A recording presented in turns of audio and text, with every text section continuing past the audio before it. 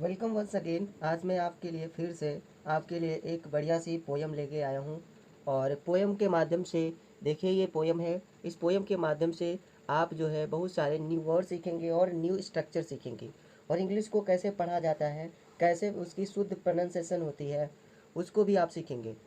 तो देखिए, यहाँ पर कुछ वर्ड है जो आप पोयम के माध्यम से सीखने वाले हैं। तो जैसे कि यहाँ पर पहला हम वर्ड आप इनको याद कर लें, ताकि जब मैं पढ़ाऊँ तो आपको समझ में आए। अपीयर दिया है। अपीयर का मतलब होता है दिखाई देना या प्रकट होना।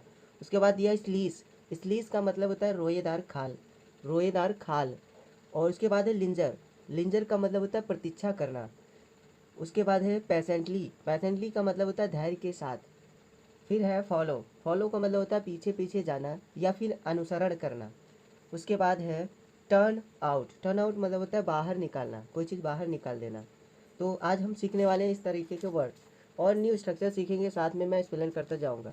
ठीक है, यहाँ से हम स्टार्ट करते हैं। यहाँ पर दिया है Mary's. Mary's lamp. Mary's lamp का मतलब है मैरी का मेमना। ये अपोस्ट्रोफी है, एस लगाया जाता है या चिन्ह लगा के एस लगा दिया जाता है, तो इसका मतलब हो जाता है, इसका मतलब हो जाता है का की के, यानी अधिकार दिखाने लगता है। इसको अपोस्ट्रोफी बोलते हैं, ये चिन्ह है। तो मैरिज लैम्प का मतलब होगा मैरी का मेमना। तो चलते हैं, इस अपोस्ट्रोफी को भी सीख लेते हैं। तो यहाँ पर देखिए अपोस्ट्रोफी का यूज, ये चिन्ह अपोस्ट्रोफी कहलाता है। इसके बाद यस लगाया जाता है। सभी देखो यहाँ पर देखिएगा, सभी तरह के नाउन के साथ यस नहीं लगाया जाता, केवल कहीं कहीं चिन्ह भी लगाया जाता है। कहाँ पर लगाया जाता है वो एक्सप्लेन कर रहा हूँ। पहले तो समझिए, इस चिन्ह का ऐसे एक चिन्ह बनाया जाएगा, उसके ऊपर ऐसे यस लगा दिया जाएगा, जिसका मतलब हो जाएगा का की के। ठीक है, का की के। जैसे कि मैंने एग्जाम्पल लिए राम का पेन, तो यहाँ पर राम पहले लिखा गया, फिर ये चिन्ह लगाया गया, फिर यहाँ पर एस लगाया गया। इसका हो जाएगा राम्स, राम का, और उसके बाद पेन, तो हो जाएगा राम का पेन, राम्स पेन। लड़कियों का कच्छा, यहाँ देखिए यस पहले से लगा है, इस वर्ड गर्ल में एस पहले से लगा है, इसलिए केवल हम यहाँ पर चिन्ह लगाए हैं, केवल अपॉस्ट्रोफी लगाए हैं। ठीक है, तो यहाँ पर एस नहीं लगाया जाएगा, क्योंकि यहाँ पर एस इसके अंत में आया है। तो जिस वर्ड के अंत में एस आता है उसमें अपॉस्ट्रोफी एस बाद में नहीं लगाते। तो लड़कियों का कक्षा हो जाएगा गर्ल्स क्लास। उसके बाद है मोहन की किताब, मोहन्स बुक। रामू का लड़का, रामूज बॉय। तो इस तरीके से आप भी अपोस्ट्रोफी का यूज़ करके आप इस तरीके के नाउन्स बना सकते हैं, या इस तरीके के जो है हिंदी निकाल सकते हैं। तो अब चलते हैं, स्टोरी पर आते हैं। देखिए, अब स्टोरी को हम पढ़ते हैं। Mary had a little lamp. Mary मतलब मैरी, हैड मतलब रखती थी, अ लिटिल मतलब एक छोटा सा, लैम्प मतलब मेमना। मैरी एक छोटा सा मेमना रखती थी। अब यह हैड आया है रखने के लिए या पास होने के लिए। जब भी कोई चीज़ पास होती तो हैड, हैज़, हैव का यूज़ करते हैं। चलते हैं, इससे भी एक दो एग्जांपल लेते हैं। जैसे यहाँ मैं बोलूँ कि मेरे पास एक पेन है, एक पेन है, पेन। तो ऐसे बोलेंगे आई हैव अ पेन। ठीक है, यहाँ हैव का यूज़ किया जाता है जब कोई चीज़ पास होती है, और हैव से ही हैड बनता है। अगर ये सेंटेंस पास्ट में हो जाता, ऐसे हो जाता मेरे पास एक पेन था, या मैं एक पेन रखता था, तो ऐसे हो जाता आई हैड अ पेन। इस तरीके से हो जाता। तो इसी प्रकार से यहाँ पर भी आया है, यहाँ पर भी आया है Mary had a little lamp. Mary के पास एक छोटा मेमना था। It's fleece. फ्लीस का मतलब हमने बताया था रोएदार खाल, इसका मतलब होता है इट्स फ्लीस, इसकी रोएदार खाल, किसकी, मेमने की। वाज थी, वाइट सफ़ेद, एज स्नो जैसे कि स्नो। वाइट मतलब होता है सफ़ेद, एज मतलब होता है जैसा, और स्नो मतलब होता है बर्फ़। तो उसकी खाल, जो रोएदार खाल थी, वह बिल्कुल सफ़ेद बर्फ़ के जैसी थी। एंड एवरीवेयर, एंड एवरीवेयर मतलब होता है हर जगह। एंड एवरीवेयर और हर जगह, that Mary went, that Mary went जहाँ मैरी जाती थी, प्रत्येक जगह जहाँ मैरी जाती थी। दैट लैम्प वह मेमना, लैम्प मतलब मेमना, दैट लैम्प वह मेमना। Was sure to, sure to का यूज़ किया जाता है निश्चितता दिखाने के लिए, निश्चित ही टू गो जाता था। That lamp was sure to go, वह मेमना निश्चित ही वहाँ जाता था जहाँ पर भी मैरी जाती थी। इतना समझ में आ गया कि Mary had a little lamp, Mary के पास एक छोटा मेमना था। इट्स फ्लीस, इसकी रोएदार खाल, वाज थी, वाइट एज स्नो, सफ़ेद जैसे कि बर्फ। And everywhere that Mary went, और हर जगह जहाँ मैरी जाती थी। दैट लैम, वह मेमना वाज था, श्योर टू गो, निश्चित ही उसको जाना था, मतलब वह निश्चित ही वहाँ पहुँच जाता था जहाँ पर भी मैरी जाती थी। उसके बाद है he followed her to he followed her to school one day. One day मतलब एक दिन। फॉलो का मतलब होता है पीछे पीछे जाना, और ही मतलब वह बच्चा, वह जो मेमना था। ही फॉलोड, वह पीछे पीछे गया, हर मतलब उसके किसके, मैरी के, टू स्कूल मतलब स्कूल को, वन डे मतलब एक दिन। एक दिन वह बच्चा जो था फॉलोड पीछे पीछे गया, हर मतलब उसके, टू स्कूल वन डे। एक दिन वह बच्चा उसके पीछे पीछे स्कूल तक चला गया। कौन? वही मेमना।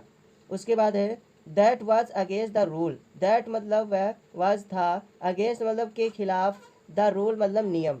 अगेंस्ट का मतलब होता है खिलाफ, तो that was against the rule, वह नियम के खिलाफ था। It made the children laugh, इसने जो है बच्चों को हंसा दिया। It made the children laugh, laugh मतलब हंसाना, हंसना, ठीक है। It made the children laugh, यहाँ पर पॉजिटिव वर्ब मेड का यूज़ किया गया है। देखते हैं इससे संबंधित एक दो सेंटेंस लेते हैं।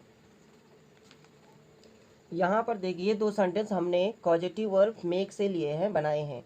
उसने मुझे रुला दिया, ये पॉजिटिव वर्ब मेक का यूज़ तब किया जाता है जब कोई कर्ता स्वयं कार्य ना करके किसी दूसरे से करवाए। जैसे उसने मुझे रुला दिया, अब वो यहाँ पर रोने वाला नहीं है, रोने वाला मैं हूँ, मुझसे वो करवा रहा है काम रुलाने का। तो इस कंडीशन में आप पॉजिटिव वर्ब मेक का यूज़ करते हैं। ही मेड मी वीप, मतलब उसने मुझे रुला दिया, वह स्वयं नहीं रोया, वह उसने मुझे रुला दिया। He made me weep. तो मेड का यूज़ करना है as a main verb.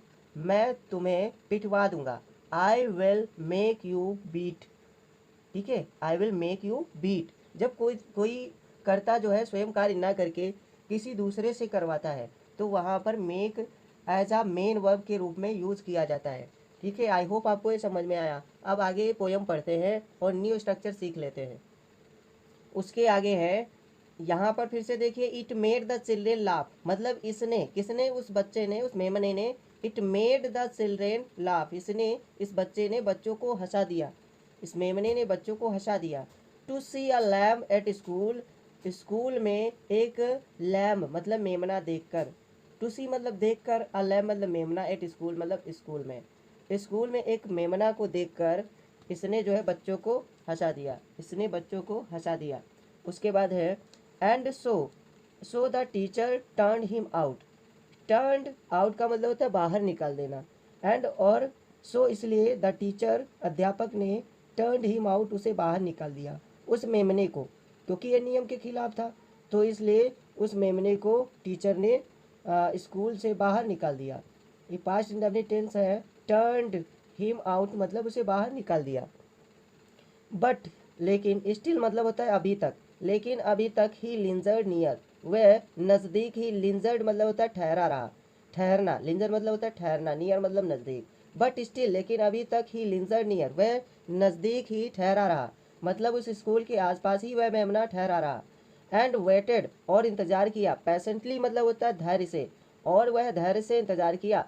About till Mary did appear, about till मतलब होता है तक, मैरी डिड अपीयर, अपीयर मतलब दिखना या प्रकट होना। जब तक मैरी नहीं दिखती तब तक उसने वेटेड इंतज़ार किया, पैसेंटली मतलब धैर्यपूर्वक। कहने का मतलब है जब तक वह मैरी नहीं आ जाती तब तक उस मेमने ने वहाँ पर रहकर इंतज़ार किया, ठीक है। उसके आगे देन और तब, ही रैन टू हर, देन मतलब तब, ही मतलब वह मेमना, रैन टू मतलब दौड़ के गया, हर मतलब उसके पास, एंड लेड और लेट गया, हिज हेड अपना सिर, अपॉन हर आर्म उसके उसके हाथों में। हिज हेड मतलब अपने सिर को, अपॉन मतलब के ऊपर, हर मतलब उसके अपने, आर्म मतलब होता है भुजाएं, तो अपने सिर को उसकी भुजाओं पर रखकर ही लेड वह लेट गया।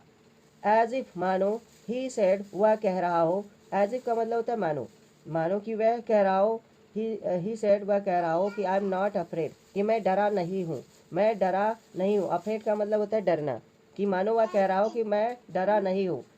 You will keep me from all harm, you will, यहाँ पर यू विल है, कंट्रैक्शन करके योल लिख दिया गया है, इसका मतलब यू विल है, ठीक है। You will keep me from all harm, तुम मुझे सभी नुकसानों से दूर रखोगी। यू विल कीप मी, तुम मुझे रखोगी। फ्रॉम मतलब से, ऑल हार्म मतलब सभी नुकसानों से, तुम मुझे सभी नुकसानों से दूर रखोगी। कहने का मतलब ये कौन कह रहा है, ये मेमना कह रहा है। आई होप आपको ये स्टोरी समझ में आई होगी और इसका हिंदी एक्सप्लेनेशन समझ में आया होगा।